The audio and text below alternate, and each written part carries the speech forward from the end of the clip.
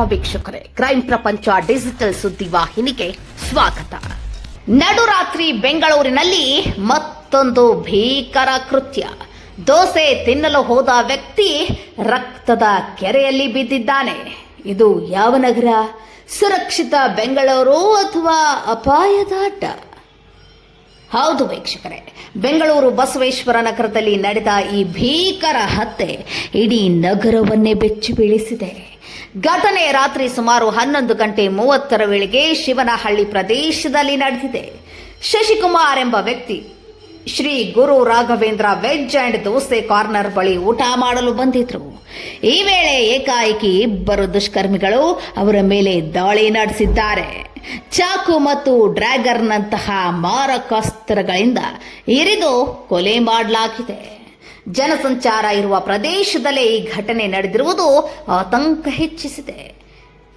ಈ ಕೊಲೆ ಕ್ಷಣಿಕ ಜಗಳದಿಂದ ನಡೆದಿದೆಯಾ ಅಥವಾ ಹಳೆಯ ದ್ವೇಷವೇ ಕಾರಣವಾ ಎಂದು ಪೊಲೀಸರು ಎರಡೂ ಆಯಾಮಗಳಲ್ಲಿ ತನಿಖೆ ಮುಂದುವರೆಸಿದ್ದಾರೆ.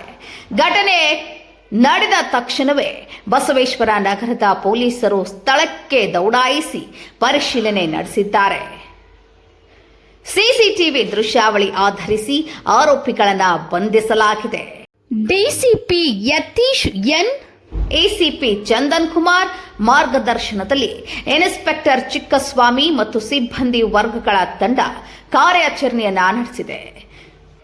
ಘಟನೆ ನಡೆದ ತಕ್ಷಣವೇ ಕಾರ್ಯಪ್ರವೃತ್ತರಾದಂತಹ ಪೊಲೀಸ್ ಇನ್ಸ್ಪೆಕ್ಟರ್ ಚಿಕ್ಕಸ್ವಾಮಿ ಅವರ ತಂಡ ಹಾಗೂ ಸಿಬ್ಬಂದಿ ವರ್ಗದವರ ಈ ಒಂದು ಕಾರ್ಯಾಚರಣೆಯನ್ನ ಸಾರ್ವಜನಿಕರು ಮೆಚ್ಚಿಕೊಂಡಿದ್ದಾರೆ. DCP Yathish N, ACP Chandan Kumar ಇವರ ಒಂದು ಕಾರ್ಯಕ್ಕೆ ಶ್ಲಾಘನೆ ವ್ಯಕ್ತವಾಗ್ತಿದೆ.